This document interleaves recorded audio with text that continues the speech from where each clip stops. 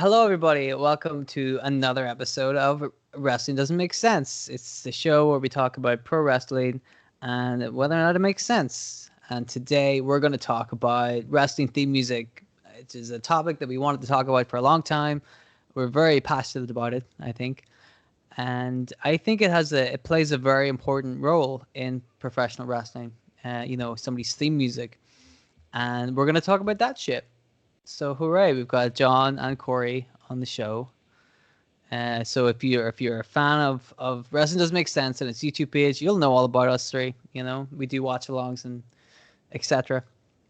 Now what was the one we were watching the other day? I say the other day, really, I mean 2 weeks ago. Superstars? Where we were Superstars? No, it was I think it was Heat, because we were watching Heat and we kept talking about how great people's theme music was. We were like, oh, Steve Blackman's theme music, that fucking rips. Oh, Kent Shamrock's theme music, that fucking rips, you know? And I was doing a show with Bryce the other day and I was talking about that episode, and Dan Severn was in that episode.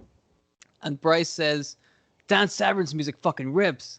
And I'm like, I don't remember it. Yeah, I can't say I do either. I don't. No. We watched it. We watched the show with Dan Severn on it. I don't remember his theme music. And Bryce's like, oh, it's awesome. It goes like this. And he sang it to me. I still don't remember it.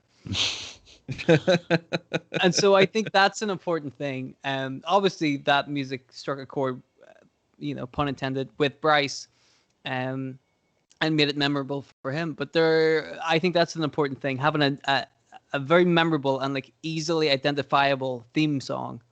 Because once that music hits, you want people to fucking go, oh, it's that guy, you know? I think that's a super important. It doesn't even have to be like the actual song. Because I think, if you think about a lot of the popular wrestlers, they have a little sting at the beginning of their song that makes people know that they're coming out. Like Steve Austin had the glass breaking. Even though that used to be part of his gimmick, they put that into a song. So you would hear glass breaking, even though no glass would break.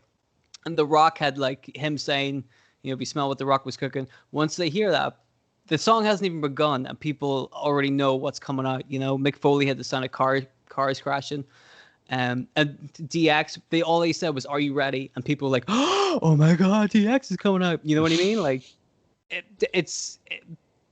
gets people to immediately remember it and recognize it. So I think that's a really important thing for theme music. Taz used to have the little heartbeat monitor, yeah, which was super cool.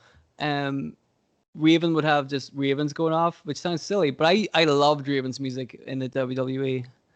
It was really simple, but it was really good. And I think we had talked about this, one of the Forcible Entry. That's what we had talked about in the famous Stacy Keibler episode.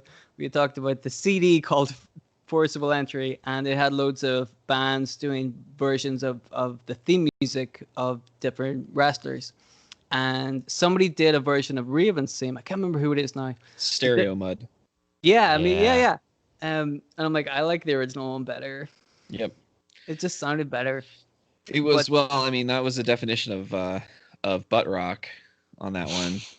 Yeah. So the term, by the way, butt rock, I learned this the other day, is not have to do with the posterior. It has to do with radio stations that their little lead in to whatever the disc jockey was going to say is playing nothing but rock music. So butt rock. Oh, okay. Nothing but rock. There you go. I learned that the other day. It blew my fucking mind. I mean, that's just something people say so they don't have to admit that their butt rock actually sucks ass. That's what butt rock means. Yeah. So, I mean, like Forcible Entry and all those other CDs that were just fucking full of that stuff. I tell you what, though, Forcible Entry had Our Lady Peace doing Chris Benoit's music. And that's really, really good, because Our Lady Peace were really good. They're not anymore, but they used to be really, really good. And that's a really good song.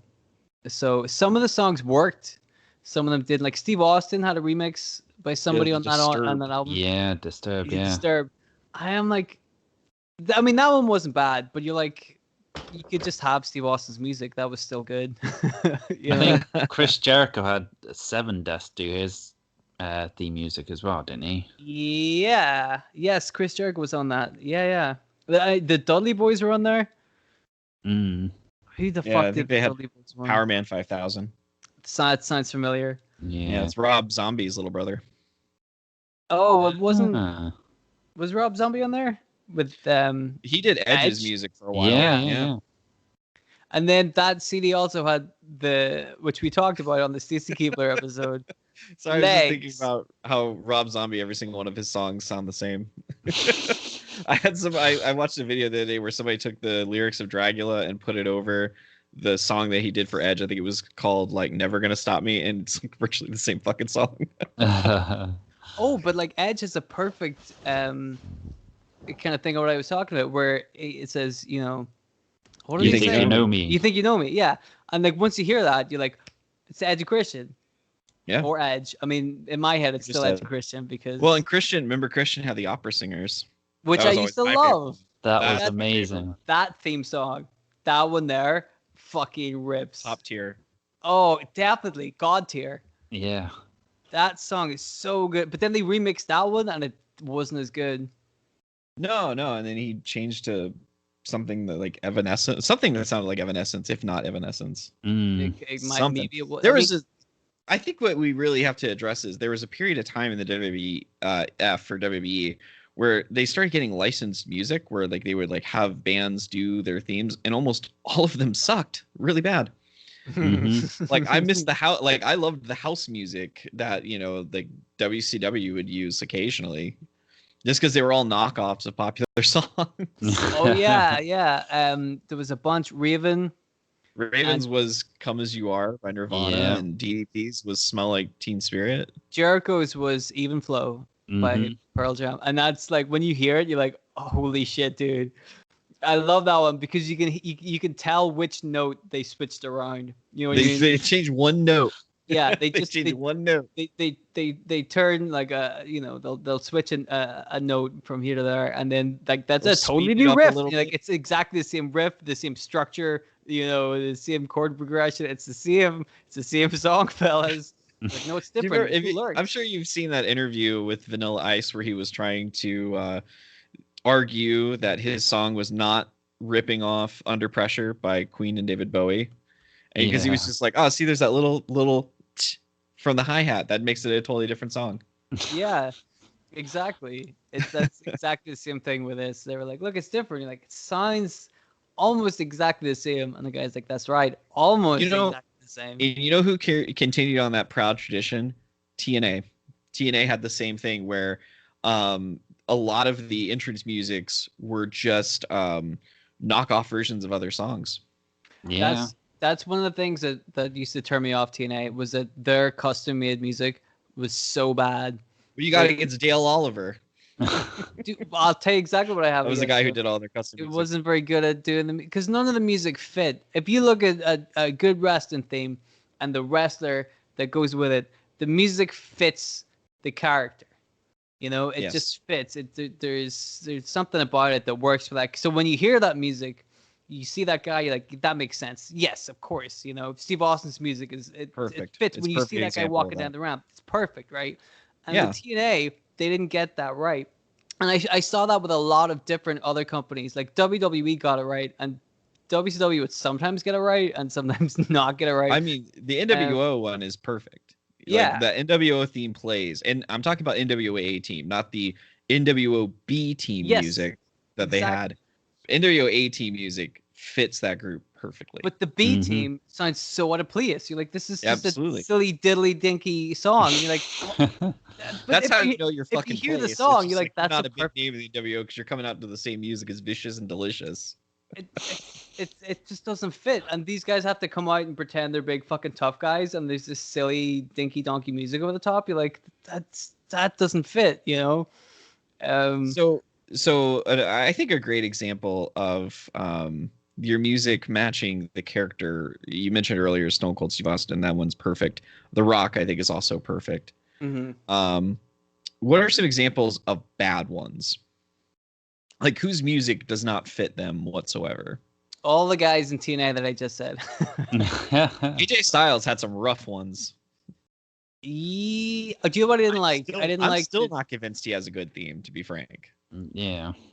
But at least the one he has in WWE is kind of recognizable. You know, there's some of the themes that have come out, you know, post Jim Johnson that you're like, I don't know if this is good. But then sometimes you get ones that are really fucking good. Dakota Kai. Dakota Kai, for example, her music is so good. But then like if you think of like, I'm sorry to totally avoid your question here, Corey, because we're gonna come back to that. But I keep talking about the good ones. But like you think about Bobby Roode's theme. Oh, that's really fun. Bobby Roode's theme fits that guy perfectly, and also it's a great song. You know, Shinsuke Nakamura's music fits that guy like a glove. Also a great song. And that's what's funny is when you bring that up. Apparently, Bobby Roode's theme music wasn't intended for Shinsuke Nakamura. Mm-hmm. He was supposed to have the glorious music, and then he's like, "No, that's not going to work for me." And he's right. It fits Bobby Roode so much better. It would not have worked for Nakamura, you know? And I think when he turned heel and they added the Japanese rapping to it, just made it even better. Yeah, now it sounds cool. That's like, I listen to this music all the time. This is nice, you know? But let me see. Who has music that doesn't really fit? Ooh, I mean, I would probably pick somebody from WCW. Like you said, that B-Team theme just was not good, you know. Rey Mysterio's theme when he was still wearing his mask was real odd. I went through this period where I was watching like every WCW Nitro, starting from the very beginning, the very first episode where we were in Mall of America, and the Rey Mysterio music where it just goes huh huh huh huh huh huh. Whenever we were watching it, Lord, like, if you just say his name, it's just like Rey Mysterio. Rey Mysterio. Yeah, I remember that one too. I think another great example. I brought it up when we were watching Velocity.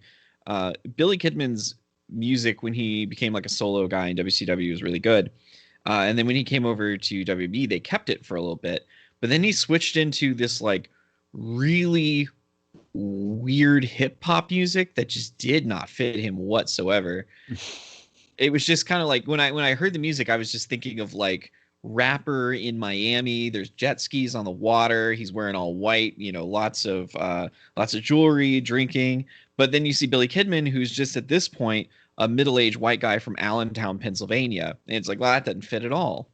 Who's a cruiserweight? It means that he's just going to be in the low card in Velocity. Like he didn't need a theme that hard. Well, they wanted to give him. Maybe he really did like that kind of music. Maybe he asked for it. Maybe he did, but he shouldn't have. He shouldn't have. No, Billy Kidman, that's bad. No. Who are you to demand anything, Billy Kidman? Can't really remember his theme too much. No, I don't remember it either. Okay, so who else do you guys think had interesting themes, or maybe not so good themes that fit with them? What do you guys think? Well, I'd say like for the interesting themes, you got the guys who've used like sort of classical music to good effect. Like so you Flair? got like, Flair's the obvious one, yeah.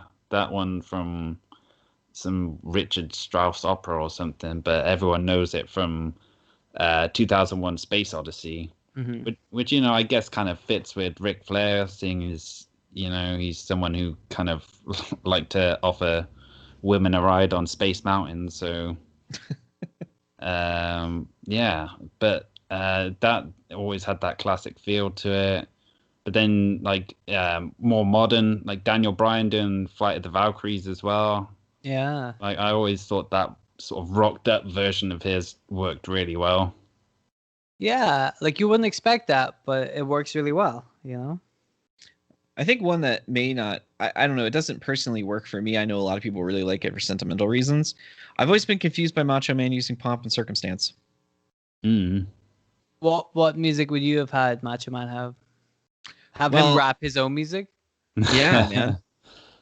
I'm the Macho King, but now I'm spitting lyrics. If I believe it's the opening lines of that famous Macho Man rapping song. Do you want to do the whole thing? I cannot remember them, but if you allow me, I will look it up. Oh, can we? I don't know if we can put this in the show though. Oh no, we can't. We can't because we'll get copyright strike by the estate of the Macho Man. Yeah, they won't be happy with that. We'll look it up later. Don't Sure. worry about that. That's fine. Um, but yeah, Macho Man did his whole fucking. He did a whole rap album, man. Mm-hmm. Yeah, it was a bunch of diss tracks on Hogan. Yeah. And I was waiting for the day Hulk Hogan would release his rap album, which were all diss tracks back to Randy Savage. And I gotta say, I feel like he's a coward for not doing it. I feel like he would have to work with somebody who's black in order to get it done, and I don't think that's a thing for him right now. He could play some funky bass. Hulk Hogan used to be a bass player. He used to. Oh, I think he was supposed to be in Metallica, wasn't he? According to Hogan himself. Yeah, according to really? Hulk Hogan, he was going to replace Cliff Burton. No, he was the first bassist. He was before Cliff Burton, and Metallica have all said that is a load of bullshit. So who would you rather believe, Hulk Hogan or Metallica? So we're talking about we have Metallica and Hogan here. I always thought the relationship between Triple H and Motorhead was very interesting because they wrote like 3 separate songs for him. Yeah. Was it 3 or was it 2? Well, I guess because Evolution. Yeah. Okay. So he had Evolution. He had his solo theme, and then the Authority had a theme. Well, he had King of Kings. Yeah. And The Game was the first one. Jesus Christ, we had 4. What was the Authority one? I thought that was King of Kings. Was it? Let's take a look. So yeah, keep talking. I remember like I read an interview or I heard an interview with him talking about like the relationship with Motorhead and how he was always really flattered because he was such a huge fan of theirs, and he said that he like gave them, it was either them or Metallica. He like gave them like the Barbarian King helmet that he wore to WrestleMania, and he said that they were like really freaking like nerding out about it, and he was like, okay, that's fine with me. I mean, that sounds like Lammy, doesn't it? Yes. No, I think you're right. It does say the Authority official theme is King of Kings. I thought they had their own thing. Triple H always had some banging music.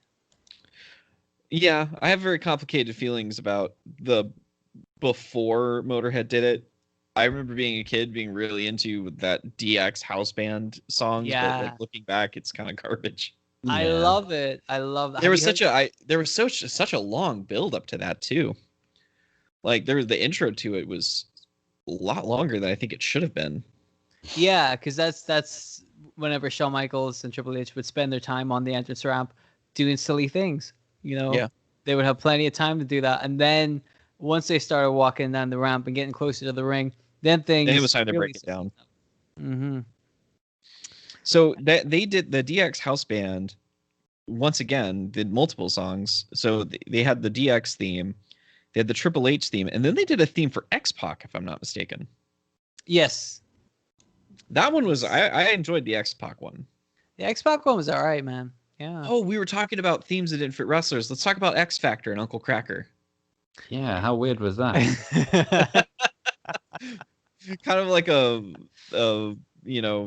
rambling ballad song as your walk down the ramp song. Great times. I could see Justin Credible, Albert getting super psyched about that. Wasn't very intimidating, was it? It's hard to get too excited over. Oh, but then also it's like, oh, Xbox coming out, yay! Do you reckon it was like a favor to Kid Rock as well? Because like, that must have been around the time that Kid Rock was doing Undertaker's theme music as well. So the WWE are probably like throwing him a bone there, saying, "Oh yeah, we'll give your Power Uncle Kracker a theme song as well." Yeah, well, it'll be featured for a team that's only going to appear exclusively on Sunday Night Heat. So let's talk. X-Pac was on SummerSlam 2001, and I'm pretty sure he had that theme music. So that's all I'm saying. So if we mention Kid Rock, we also have to mention Undertaker's American Badass theme. Mm-hmm. And so Undertaker, he had Limp Bizkit and Kid Rock. What a icon of the late 90s, early 2000s. Yeah, he really killed it with those theme musics, didn't he? And it was certainly of their time. Absolutely. Absolutely.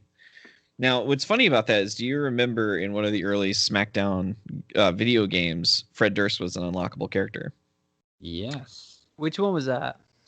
Was it SmackDown versus Raw, or was it just SmackDown 2? I I don't think it was. I have SmackDown 2, and I haven't unlocked Fred Durst yet. And if that's possible, I feel like it was on the PlayStation 2 where Fred Durst was available. Was it? So I don't think it was. I don't think it was. I think it was SmackDown Just Bring It. That sounds about. Was it the third one? And then the fourth one was Here Comes the Pain, right? Which is the best one? Really? SmackDown Just Bring It and WWF Raw as an unlockable character. So it was SmackDown Just Bring It. Oh, okay, cool. Oh, you got it right, John. Yeah, good on you.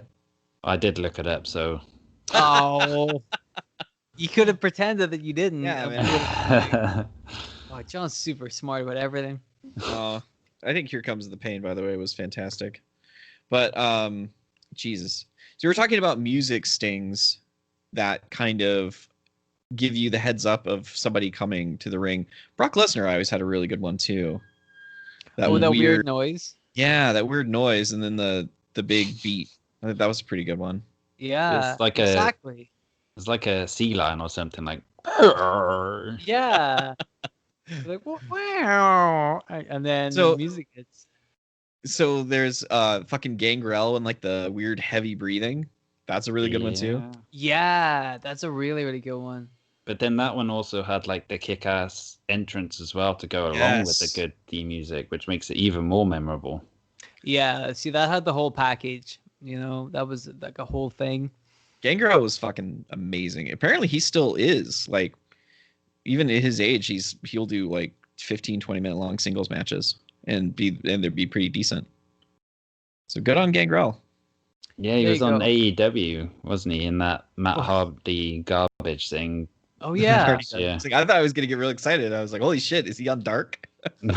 No, he's doing something really fucking stupid. He did a match for MLW maybe 2-3 years ago where he was him versus Simon Gotch. Oh. Yeah, it ended in disqualification because Gangrel bit him. Is that are you guys familiar? Yeah, I guess it was in his case. Do you remember? Do you guys know who Effie is? He's an independent wrestler in America. Yes. Mm-hmm. He had a whole match where the buildup was that Effie said that if he won, he wanted Gangrel to bite him and turn him into a vampire. And I don't think it happened, unfortunately. I would have loved if we had just Effie, who's such a fantastic representative of the LGBTQ community out there. If we just had a big gay vampire in the Indies, that'd be amazing. Right, like he could rock that. Absolutely, he could. I think there aren't enough gay vampires. You know, they need the proper representation. You know, it was also a really great opening sting that encouraged crowd participation. Al Snow's "What Does Everybody Want?" Exactly. That was a really good one. Exactly. A really bad one was Heidenreich. What was his? I think just him going Heidenreich. It was like there you go. Proper like almost Nazi vibe to it. Uh-oh. We go down to Washington, there's like people waving Heidenreich flags. Oh my god. Reading bad poetry. Hey, bad poetry would have been a step up from what they did. Yeah. You know, I'd take the bad poetry over, you know, being a bunch of assholes. Anyway. Insurrection. Yeah, you know, I don't know which one I hit more. It's a tough one. So do they still do the music stings in the WWE? I'm trying to think about it. I think the most obvious one is the New Day, or at least it was with Big E. Do they still do it now that Big E is on his own? Xavier Woods and Kofi Kingston do it. I don't know about Big E because I haven't heard his theme. I don't know if he has new theme music now. He does have good theme music. He has Wale doing it, which is okay. Well, I haven't heard it, but I know the New Day still do the sting themselves. Oh, yeah. Cool. But you know, they have a really good one. Yes, that's a very good one. Seth Rollins, I would say he had one. I'm not familiar with his newer music though. I was just thinking of like after he left the Shield. Yeah, his new music is a bit bland, like because it tried to incorporate in the whole sort of Monday Night Messiah aspect to it. So it's got kind of the almost like a choir or something at the beginning, sort of like. You know. But then doesn't it turn into like one of those really typical shitty metal bands that Seth Rollins loves? No, I don't think this one even has that much personality. Because there was one he had not so long ago where it's just like, I don't know if it was like a representation of what a shitty band that Seth Rollins listens to would be like, or if it was actually one of the shitty bands that Seth Rollins listens to. But it had that kind of like chuggy guitar that you're like, I hear this everywhere. This could be any song from like any of 100 bands right now. You know what I mean? Like you know what kind of music I'm talking about. No, I heard that the WWE, like that CFO doesn't do their music anymore. Mm. And if that's the case, then that makes sense, because I feel like a lot of the newer music that I have heard has not had a lot in the way of personality. Right. It's not quite as good. It doesn't capture the people the way they used to. You know, at least. Yeah, that old NXT music was huge. Like the talent that was on NXT, you know, like the Sami Zayn's first theme, where they really laid in, not the first theme, he had like a really weird first theme, but when they CFO started doing their music and they gave him that ska music, that was unheard of, by the way, wrestling ska. But it fit him. It fit him like it a was fucking perfect. glove. It was It's perfect. perfect Now, is he fucking still thing, using that? Yeah, he is. Oh, amazing. I love it. Is this just turned into a Sami Zayn appreciation podcast? Yeah, I think so. He's pretty good. Pretty fucking good. So yeah. So we talked about some WWE music, and we've talked about some TNA music in WWE. What are your thoughts on AEW music? Because they also have like an in-house person that does a lot of their stuff. I feel the same as I did talking about TNA. I'm like, some of the songs fit for like their 5 top guys. Like they have really good theme music, and then everybody else just has fucking bland ass shitty music that is no good. Although there was somebody, and I don't remember who it was, but whatever their last show was, that for whatever part that I sat through and watched, somebody had really good theme music, and I can't remember who it is now. Maybe it was the guy from the Dark Order, John Silver, I think. And so like, there's a couple of guys who have really good theme music. Cody Rhodes' music I kind of like, but as such a, I mean, you were ragging on the DX music having a big intro. The Cody Rhodes shit has such a big old fucking intro. Before he even walks out of the there's more than one royal family in pro wrestling. It's like, get over who is it? No, who is he pointing that at? That's what I always said. Is he pointing that at Flair? Is he pointing that at the McMahons? Like, I always assumed it was the McMahons, but it just for some reason I always thought Flair. I don't know why. But probably it more than likely wasn't, because a lot of Cody's act is a seeming tribute to Ric Flair. Kenny Omega, I think, is good music too, but he is a big long intro as well. Yeah. Which doesn't make any sense. Can I just say this one thing, because this is the part of the show where I rag on Holy Wrestling. Yeah. When I was watching the other day, Kenny Omega does this whole big fucking intro with Justin Roberts talking all this shit about how great he is, right? And then the girls come out and do the sweepy cleaner gimmick, right? And in that entire like fucking 5-minute long intro that Justin Roberts does, they don't call him the cleaner. Can they call him the cleaner? Is that a copyright issue? Surely he copyrighted it. Well, I don't know. I mean, maybe it was a New Japan thing. I mean, nobody can use Bullet Club at New Japan. But if you don't call him the cleaner, the girl, or make reference to him being the cleaner in Japan, like they could do that if there's in this big long intro because they're bigging him up, whatever. Than else, if the girl's coming out with the brooms, nobody gets it because we get it because we know he used to be called the cleaner fucking 6-7 years ago, right? I do feel like they lean on that though. I mean, that very well could be the reason. You know, we're not going to say it, but you know. But that's all they do. They just do shit that everybody's supposed to already know. It's one of the things that just annoys the hell out of me. I still think the best example of that, to your point, was when the Butcher and the Blade debuted, and the reaction is that we were supposed to know who they were automatically. Like, I knew, but it's, you know, I'm a fucking loser who watches a lot of independent wrestling. They do that shit all the time. It's like, here's Billy Gibbons. You're like, I don't know who this is. Well, not Billy Gibbons. Billy Gibbons is not a good. I should have said Luke Cartwright. That would have been a way better one. Fuck, Billy Gibbons. Holy shit, Billy Gibbons from ZZ Top is here. Billy Gibbons is my go-to name for like if I can't think of something. He's doing a run-in. He's got legs and he knows how to use them. Anyway, yeah, I'm not super into the All Elite Wrestling music. Surprise. Some of it's really good. But I'd say Darby Allin's theme's really good. I don't even remember it. Jericho's music I fucking hate. Put that on record. Just because I don't like Jericho's music. Because I hated it before everybody oh. started singing it, and then everybody started singing it. It's like, this is great. I'm like, oh no, now I have to hear it forever. You know, fucking Jericho. I don't like Fozzy. I don't think that they write very good music. No. You know, if you listen to like good metal music, you know, you don't listen to Fozzy because because they're not good. You know, and I've never super been into like wrestlers doing their own theme music because that's hit and miss. I was about to say that's a good lead into that, wrestlers doing their own theme music. So Fozzy is a perfect example of that. Big Show. Lord just said the Big Show because it looks like that the whale looks like that very well could have been him in the booth. Oh, okay, I don't know if you can confirm that.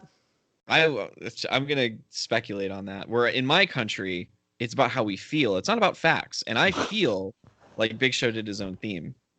Well, so that's good enough for me. And if you tell me that it's not, Dylan, I'm going to show up to your house and I'm going to burn it down. I would like to see you find my house. I would love to see you try, my friend. Oh dear. But I think to get back to the point, I've always seen them attributed to this, that the first people to use ring music, and I don't think it's accurate.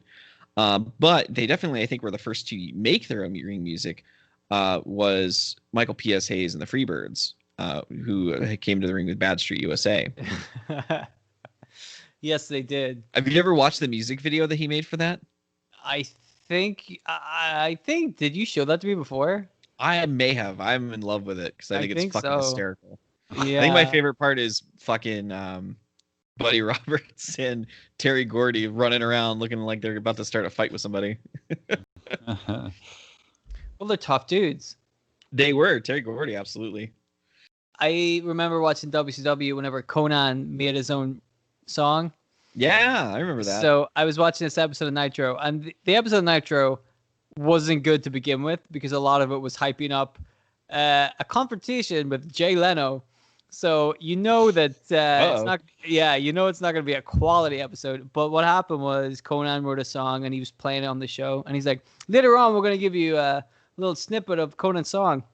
So they were going to play the whole song later, but to build up to it, they would just play snippets of it every so often. But like snippets that went on way too long.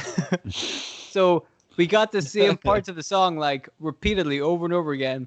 Until at the end of the show, we got his song in full. And you're like, I've heard enough of this fucking song. It's not that good, man. It's not that good. So the next week on Nitro, because I hate myself, so I thought I'll watch it again. Corey, you said you've been watching all the Nitro, so you know that this is 100% true. The next week on Nitro, Disco Inferno comes out and goes, yo, dog, I wrote my own song. And I remember that one very well. And it's a parody on the Conan thing. And I thought with him standing in front of a green screen in front of the original video. Yeah, I remember that very well. I thought that's really funny, you know, like because the Conan thing was so like they were putting it over huge. So I'm like, it's funny of them to kind of like acknowledge it, like, haha, you know. But then they did the same thing with the Disco Inferno bit.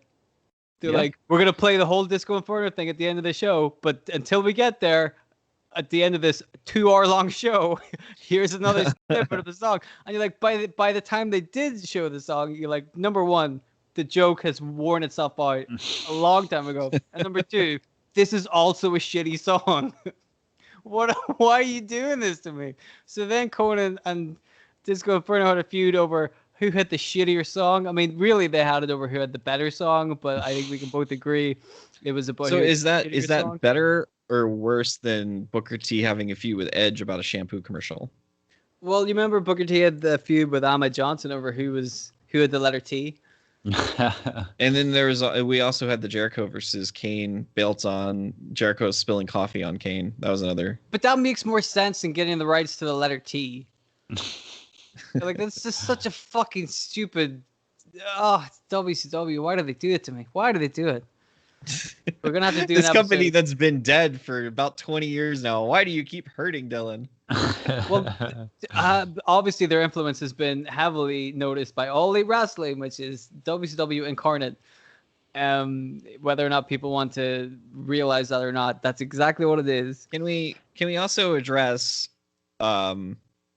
I want to count it as an entrance music conversation, but the feud between Master P and the West Texas Rednecks in WCW, the Rap is Crap feud, where they actually made a decent sounding song. Where they it's like, oh, Master P was in the No Limit Soldiers, they were supposed to be like the baby faces in this situation, but WCW is located in fucking Georgia. So the fans were firmly on the side of the West Texas Rednecks. It's typical WCW, just like not knowing their audience whatsoever. No, not at all. Not at all. I always enjoyed see, we're gonna get that. I'm gonna divert the topic into talking about guests, but the Misfits being in the WCW as well, where those who are familiar with the Misfits, which should be a lot of everybody, they're not that obscure. The great punk rock band from the late 70s, early 80s. They relaunched themselves in the mid 90s because Jerry Only decided he needed money again.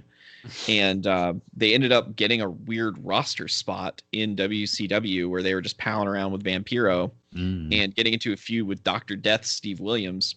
And the lead singer, who was Michael Graves at the time, everybody knows the best lead singer of the Misfits will always be Danzig.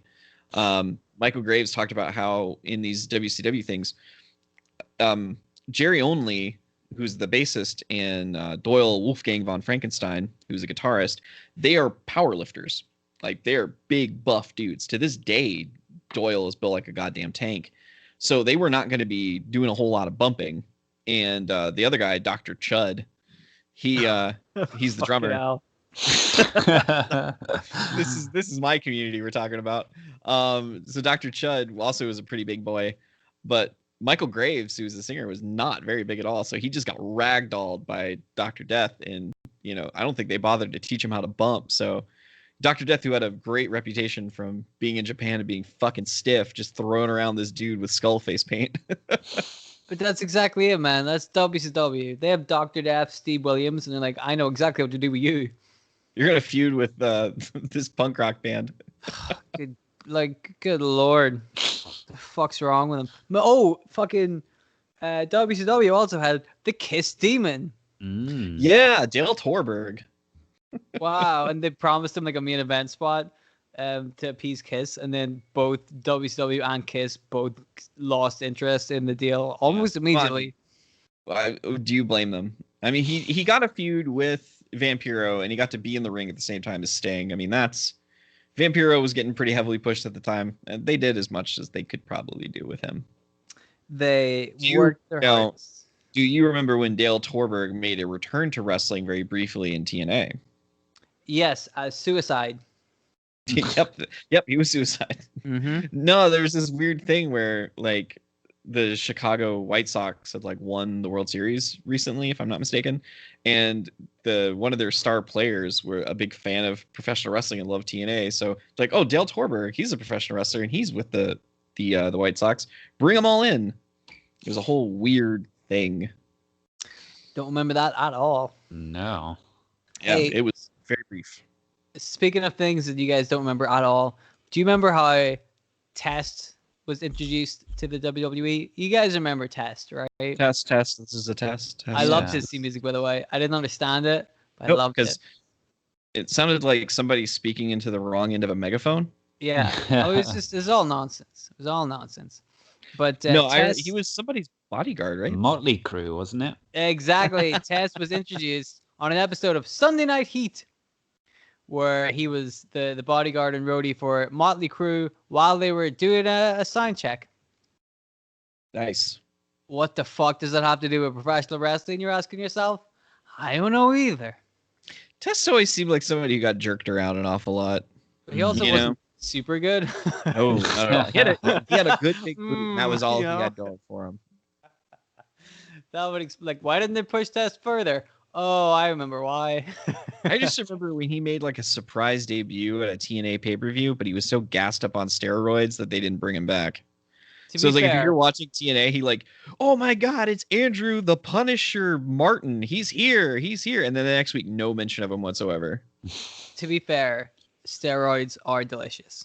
Well, he fucking died from them. Hey, Okay, I'm not even gonna. Let's move on. Tastefully from that. Oh Oh boy. wait, you know who I really like? We talked about him earlier. I used to love Booker T's music. The Harlem Heat It music. was just insane. I could never have written a song like that in my life. I don't know how anybody put that together. It's so strange, but I fucking love it. That's amazing. No, the Harlem Heat music is, if you had to say like what was the best music that came out of WCW, Harlem Heat's top 3 for me. Yeah, it's really good. I'd put the NWO theme as 1, Mhm. and for 2, for sentimental reasons, the Crow Sting music. Okay. But yeah, I can't think of anything else that'd be top 5. What about Billy Kidman's theme that you were talking about earlier? I would say, well, he's top 10 on that one. Okay. I would put Jeff Jarrett's knockoff of Cowboy by Kid Rock as 4. Of course you would. course I Also, would. why is Kid Rock on the show so much? I don't know, because he also did Stacy Keibler's music as well, because that was Why- on Forcible Entry. Why on earth do people in the wrestling business keep giving Kid Rock money? I mean, come on, guys. He's got enough money. He doesn't need any more. He's full of money. No more money for Kid Rock, please. Well, he transitioned into a country music guy now, so that's what he's been up to. Yeah, they're gonna piss their money away on any old shit, aren't they? Country Yeah. western talents. I don't know if you're familiar with the current state of American country music, but it is not Well, great. I'm familiar with the current state of America, and that tells me all I need to know, frankly. Do you think if we impeach Donald Trump a second time, they'll kick him out of the WWE Hall of Fame? I feel like he should be out of it already. I feel like after what happened last week, they should have called an audible. But, you know, Vince's wife is on the fucking cabinet, so Not for long. not for long. Not for long. Vince McMahon. Now there's some theme music. Oh, the You No heard- Chance in Hell? You heard that shit and you're like, that's it. That's Vince McMahon. You know what I mean?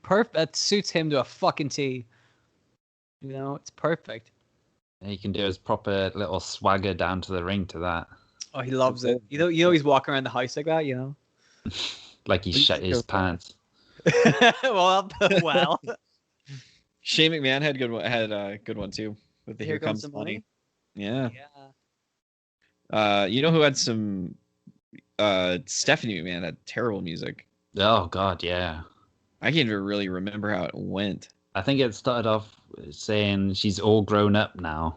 Ugh. Oh, Yeah. oh, That's that makes you not feel good. weird. That's not good. Ugh. Oh, I have some very sentimental favorites from the Attitude Era in the WWF for their theme music, and they are in order from the one that I am very fond of to the one I'm the most fond of. D'Lo Brown, because you're looking at the real, and Steve Blackman. Yes. See. So I have a Steve story. I have a story about Steve Blackman's theme. One day I was just with Lori and we were watching just random entrance music videos, because I always thought like they put a lot of effort into those Titantrons back in the day. I don't think they really do that as much anymore. No. And I was like, who has a really surprisingly good theme? Steve Blackman. And she was like, what? So I showed it to her, and it starts out really slow, but then those fucking drums hit, and she was like, oh, okay, yeah, I get it. Yeah, dude. His music. Drums in the Night, I think is what it's called. Fucking fantastic. Yeah, dude. It's a banger. It really is, man. Although what's odd about it, and I was wanting to bring this up, is a lot of that house music that the WWF had, they ended up selling. So in at least where I'm in America, you would hear people's theme music, but in commercials for products. I've actually heard that. Yeah. So Spike TV used the Hardy Boys theme for a while, just for like commercial bumps. And then there was another one, I swear to God, somebody used Hardcore Holly's theme. Yeah, I was going to say. John, I don't know if you ever watched Top Gear. But I have watched episodes of Top Gear, and I'm like, that's the Hardy Boys music. Yeah, and I'm sure they used the Hardcore Holly music as well. I'm pretty sure they used Hardcore Holly's music too. How do you like me now? Corey, were you just watching the same episode of Top Gear that we were? We probably were watching the same. I went through a real Top Gear phase for a while. I thought it was a good show. It's really well put together.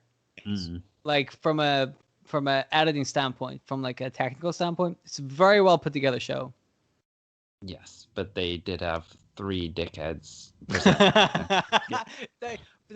I always thought that was kind of part of the charm, was that they also knew they were All three dickheads. are, they're all terrible.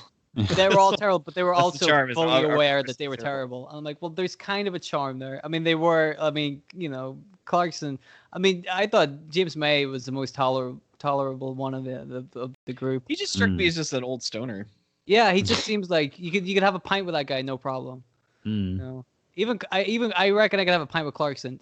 Hammond annoys the fuck out of me. I'd kill him if we had a pint. I'd just end up stabbing him in the eye. I'd just be like, Hammond, here, just take my keys, go take my car for a drive.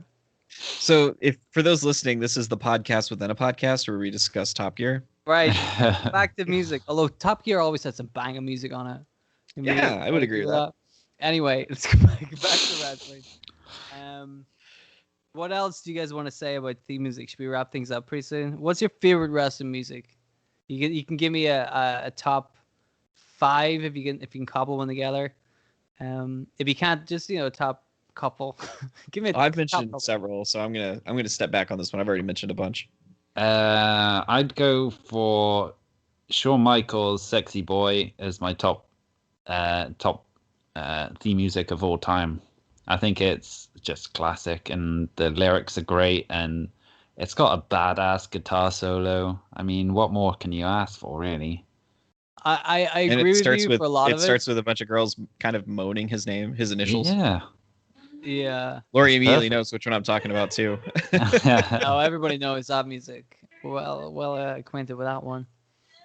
She said it took her a while to realize that they were saying his initials. She just thought they were just moaning. As if like that's a real thing, It's like like Corey, for example. You don't ask your wife to shout out your initials. That'd be a weird thing. That would be very weird. I don't think mine have the same flow as HBK though. You could. Oh, maybe it does. Dylan, I'm gonna need you to role play for me. I'm gonna tell you what my initials are. I need you to moan them. And I'm definitely not recording this for my own personal use later. I mean, well, we're all recording this, so that's true. We all actually recording this. I'm not going to do that. I'll just rewind and play this part over and over again. Oh well, then get those views up. Oh yeah, because is that the thing that's gonna put our views up? Yeah, me singing Shawn Michaels music.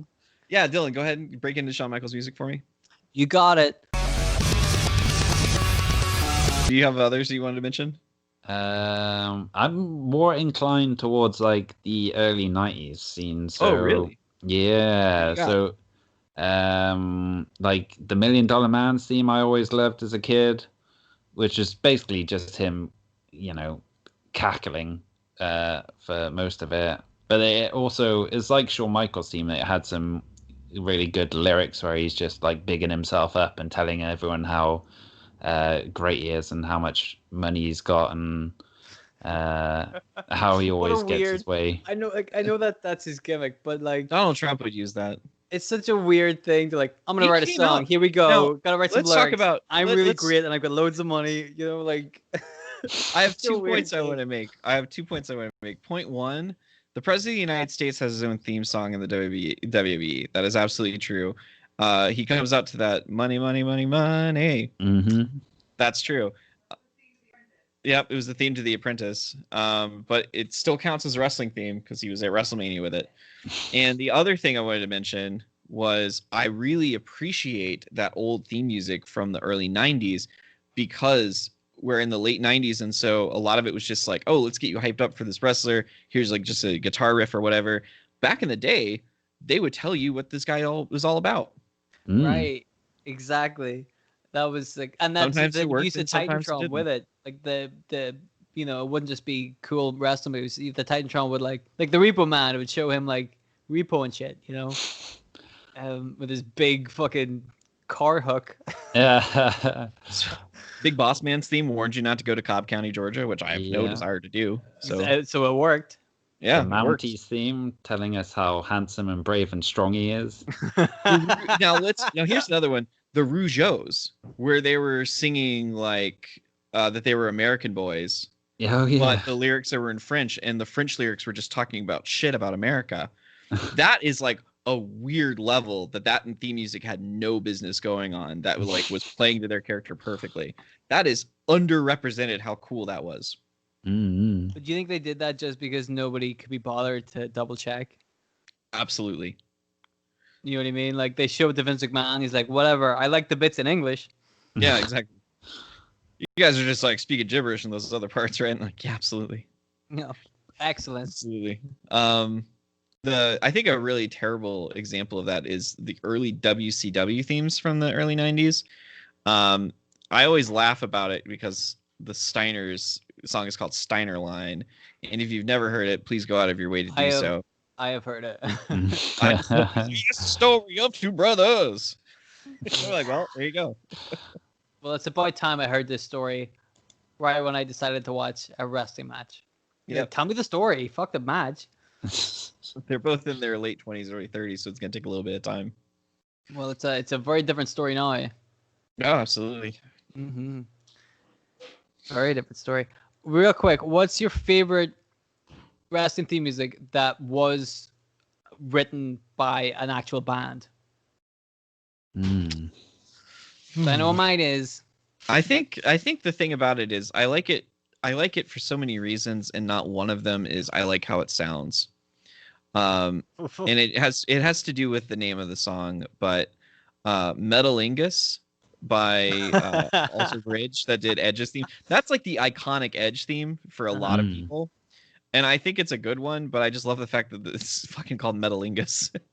Not a good name. Not at all. I love it. Okay, so not on musical merit, just on names alone. Name alone. That's Corey's Love pick, that John, Alter if you got Bridge one. song. I'd see. I kind of want to go with The Game by Motorhead. Ooh. Oh, see, Just and that's you can't go Lemmy wrong. growling, "It's time to play the game." Like, you know what you're getting now. But also, like, Lemmy's a really good fucking musician. Like, he's Yeah. really good at writing songs. He's like, yeah, shit rips. Like, his stuff's really simple and, like, ass-kicky. Like, I dig it, you know? But he He's famously perfect for it. didn't know the lyrics as well whenever he performed it live. So Dude, You don't he need used to in his voice. he used to drink a lot, you know? Like, nobody would ever besmirch him. They're like, yep, fair enough. He's Lemmy. He can do whatever the fuck he wants, right? oh hell yeah. He's there playing the song, you know? My favorite song that a band has performed and played for a wrestler is Cult of Personality by Living Colour from a boy CM Punk. Ugh, I love that song so much. Wait. They didn't make that song for CM Punk though. No. That song was old. That wasn't what I asked. Oh, okay. That was. I mean, if that's the case, then you can just dig through ECW and find anything. I was gonna say, yeah, it's got to be Enter Sandman then. You son of a bitch! I don't. You made me answer Alter Bridge for no reason. You had a reason. You like the name. Don't go backtracking on your Alter Bridge love already. You stick to your guns, buddy. Now real quick though, if we're gonna go back to ECW and the fact that they didn't give a shit about copyright, so Raven, big grunge guy, but what does he come out to? The Offspring, which was Bay Area, California punk rock. Weird. Mm-hmm. I thought that one was kind of weird too. Now that you mention that, yeah, it didn't I always really. thought that was a strange one. It didn't really fit his character, which was like a dark, broody kind of grungy guy. Yeah, that's a good one. I think It's a good Mikey song. Whipwreck came out to Loser by Beck, which is also a really good one for That's perfect. full That's character. so good. What else? You guys want to? Anything else you guys want to say about wrestling theme music for this episode? Other I than don't Dakota know, it's like- Kai's music reps. Yeah. This is maybe it's a different topic, but I'm very particular about themes for the show itself. Like, for example, when they always do WrestleMania, but they choose some like party hip hop shit, it annoys the hell out of me. Yeah, I used to think that too. There was a point where they were just doing like these really lame. It Like was kind of poppy. like, yeah, it was like the rap pop kind of stuff, right? Yeah, absolutely. Where it wasn't even like the good version of either genre of music, and you're like, A lot of this Flow is Rida. just a shitty song, and like how I don't feel excited about this event with this shitty build-up song, you know? Yeah, and I think that, and I think maybe Triple H is better about that because some of the music that they get for NXT is always really good. I think last time I checked, NXT's main song was fucking Slipknot. So Their shit's usually really good. I want to also say I'd never heard of this girl, Poppy, oh before yeah, before she's NXT, fantastic. and then I saw her perform on NXT. I'm like, this is awesome. Her music is really good. She's an interesting lady. Yeah, well, I went back and listened to like her last album. Like, this is really good. Yeah. Dig it, man. She got some good stuff. Yeah. Aleister Black's original theme. They got rid of his theme, didn't they? They replaced it with some generic shit. Yeah, I feel like they're on their way to getting rid of Aleister Black. When was the last time you saw that guy? Probably wants to go home. They're just doing him favors. I think the sooner we get back to Tommy End, the better. Well, sooner rather than later, probably. Yep. That's it. But yeah, like I said, I think a good wrestling theme song for a show is like, I'm gonna watch some people fucking fight. I want to get something aggressive. Yeah, remember they used to use Jarnon Pool way back in 2001. Oh man, I remember they did a hype video for a pay-per-view, and it was Sugar by System of a Down. Oh, I don't even remember that. I gotta see that. Yeah, shit. yeah. It was. I remembered it was some build-up for a pay-per-view, probably '99. Dude, but it was Sugar. Yeah, I was. System of a Down. They're the best. I remember seeing them do a video package for. They did a video package for Rock versus Hogan. No, Rock versus Austin, and they used "My Way" by Limp Bizkit as the hype video music. They're like, this works really well. I hate Limp Bizkit, but also this is a really fucking good package. They used to pay for music, man, because remember they had AC/DC for Highway to Hell. Yeah. And yeah, they would pay for music. They paid for Johnny Cash so they could do the Hurt little tribute video package for Eddie Guerrero. Just don't forget Creed weird as well. Yeah. Oh yeah, dude, I love that shit with Creed. Of course, we all need to leave the memories alone as well. Whoever the fuck did that one. I don't think they know at this point. Oh wow. Okay. Is there anything else you guys want to say? Should we wrap things up? Yeah. I'm good to go. The thing is, like, there's so many good wrestling themes, and like Corey said, we could probably talk about, music to the shows as well, and a different podcast as well, or a different episode. So there's a lot. We'll probably end up talking about this one on a different episode. I would imagine there's still plenty of music to talk about. So we'll get there. I mean, there's a lot, like decades of music we can talk about. Absolutely. We'll get there eventually. But let us know what you guys think is your favorite theme music of all time. And also, like, your favorite theme music recently, and tell us why you think it's Dakota Kai's music. And I think that's it. We're going to wrap things up for here. It's another excellent episode. Make sure to check out the channel next week because there'll be another video. And that's it. Thank you very much for listening, guys. Really appreciate it. We'll see you soon. Bye. Bye. Bye. Ooh. It's a spooky podcast ghost.